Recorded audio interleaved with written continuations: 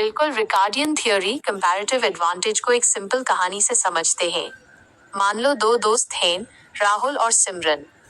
दोनों अपना नया स्टार्टअप खोलना चाहते हैं, जहां वो दो काम करते हैं, ऐप डेवलपमेंट और content writing.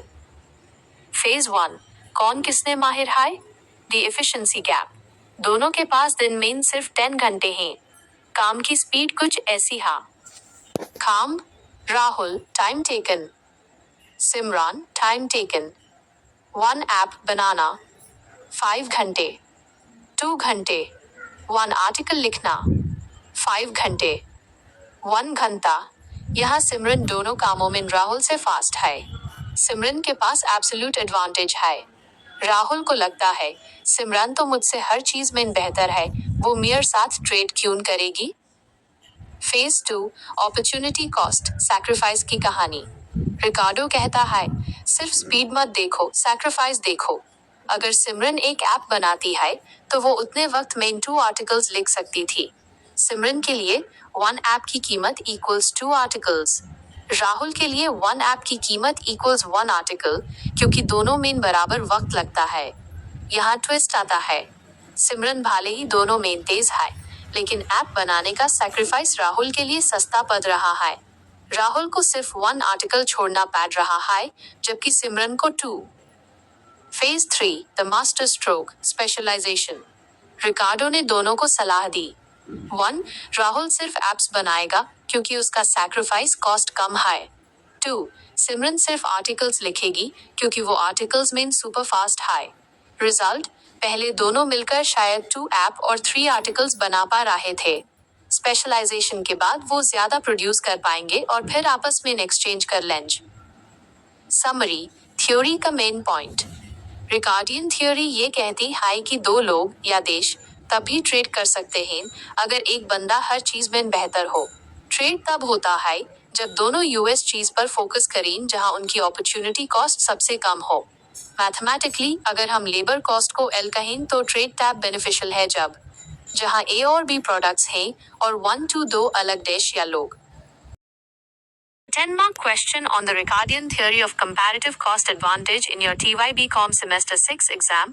You need to structure your answer logically to show both your conceptual understanding and your ability to illustrate it with an example. Here is a recommended structure to secure full marks. Suggested structure for a 10-mark answer. 1. Introduction, 1 mark. Define the theory. It was developed by David Ricardo in his 1817 book on the principles of political economy and taxation.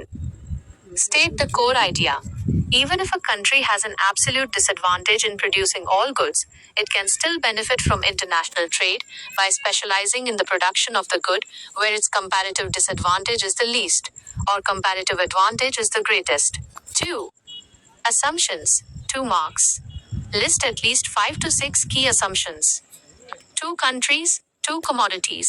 Labor is the only factor of production. Labor is homogeneous and perfectly mobile within a country, but immobile between countries. Free trade exists. No tariffs, barriers. Constant returns to scale. Full employment and perfect competition. No transport costs. 3. The numerical example, 3 marks. Use the classic England-Portugal example or a similar table. Create a simple table showing the labor hours required to produce wine and cloth in both countries. Explain the table. Show that even if Portugal is more efficient at both, absolute advantage, England should still specialize in the good, where it is relatively less inefficient. Calculate the ratios. Briefly explain how the cost ratios, internal exchange ratios, determine why trade is beneficial. 4. Mechanisms explanation, 2 marks. Explain that trade allows both countries to consume more than they could in isolation, beyond their individual production possibility frontiers. State that specialization leads to an increase in global output. 5. Criticisms limitations, 1.5 marks. Mention 3 to 4 points to demonstrate critical thinking. Unrealistic assumptions. Labor is rarely the only factor. Land's capital are ignored.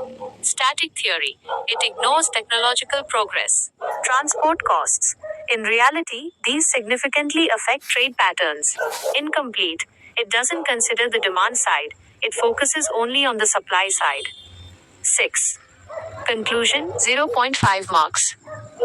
Summarize by stating that while the theory has limitations in the modern world, it remains a foundational pillar of international economics because it explains the gains from trade based on opportunity cost.